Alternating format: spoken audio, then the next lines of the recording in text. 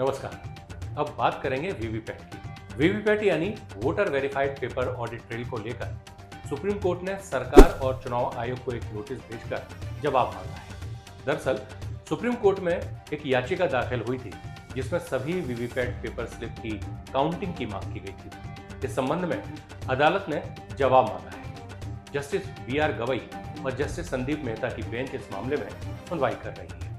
याचिका में कहा गया है कि रैंडम यानी बगैर किसी विचार के 5 इलेक्ट्रॉनिक वोटिंग मशीन चुनने के बजाय सभी वीवीपैट की करना हो। वकील और एक्टिविस्ट अरुण कुमार अग्रवाल की तरफ से सुप्रीम कोर्ट में याचिका दाखिल की गई थी। इसके अलावा इसी तरह की याचिका एसोसिएशन फॉर डेमोक्रेटिक रिफॉर्म्स ने भी दाखिल की थी। याचिका में चुनाव आयोग के उन दिशा निर्देशों को भी चुनौती दी गई है जिसमें एक के बाद एक वीवीपैट वेरिफिकेशन की बात कही गई है। याचिका में कहा गया है कि अगर एक साथ वेरिफिकेशन किया जाएगा और गणना में ज्यादा अधिकारियों को तैनात किया जाएगा तो वीवीपैट वेरिफिकेशन महज 5 से 6 घंटों में पूरा हो सकता है। याचिकाकर्ताओं का कहना है कि सरकार ने लगभग 24 लाख वीवीपैट्स खरीदने के लिए करीब 5,000 करोड़ रुपए खर्च किए हैं, जबकि मौजूदा स्थिति में अनुमानित 20,000 वीवीपैट्स की पर्चियों का वेरिफिकेशन हो पा रहा है। याचिका में कहा गया है कि कई विशेषज्ञ इस विषय में कई प्रश्न उठा चुके हैं और ईवीएम के साथ ही वीवीपैट के मतों में बड़ी संख्या में विसंगतियों की सूचनाएं विगत चुनावों में